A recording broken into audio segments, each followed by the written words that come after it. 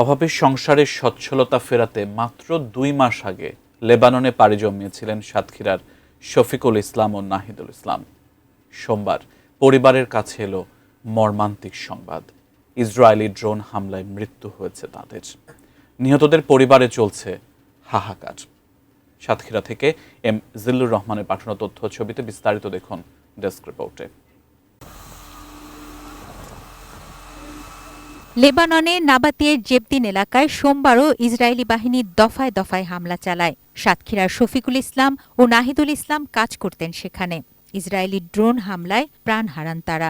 বৈরুতে বাংলাদেশ দূতাবাসের মাধ্যমে এ সংবাদ জানানো হলে শোকে স্তব্ধ হয়ে পড়েন স্বজনরা। সাতক্ষীরা সদর উপজেলার ভালুকা চাঁদপুর গ্রামের আফসার আলীর ছেলে শফিকুল ইসলাম দরিদ্র বাবা মায়ের একমাত্র ছেলে। নানার বাড়ির ৫ শতক জমিতে পরিবারটির বাস। শফিকুলের ২ কন্যা সন্তান ও স্ত্রী রয়েছে। একমাত্র ছেলেকে হারিয়ে দিশেহারা বাবা মা। কোনো সান্ত্বনাতেই থামছে না স্ত্রীর কান্না।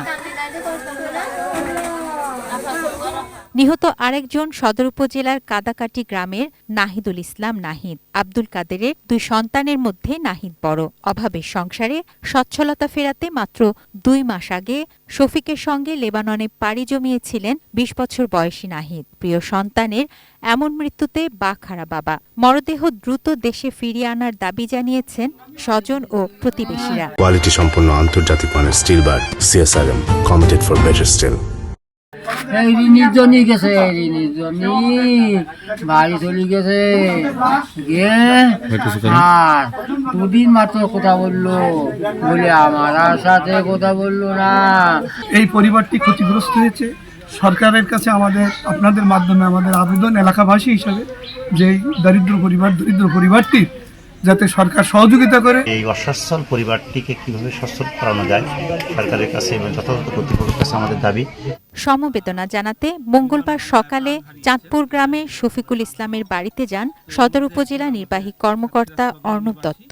এ সময় তিনি পরিবারটিকে প্রয়োজনীয় সহযোগিতার আশ্বাস দেন। খুবই হৃদয় বিদারক পরিবেশ এখানে। আমরা যেটা দেখতে পেলাম যে বলতে গেলে তিনিই ছিলেন তার পরিবারের একমাত্র সম্বল। তো সেই ক্ষেত্রে আমি জেলা প্রশাসন উপজেলা প্রশাসন সর্বোচ্চ যতটা সাহায্য তাদেরকে করতে পারে তা করবে। তার পাশাপাশি মরহুমের লাশ বাংলাদেশে নিয়ে আসার একটি ব্যাপার রয়েছে। তো সেই বিষয়ে যতটুকু সাহায্য লাগে আমরা সর্বোচ্চ তাদেরকে করে যাওয়ার ক্ষেত্রে বদ্ধপরিকর। তুনাজিনা তুনু, ডেস্ক রিপোর্ট, ATN নিউজ।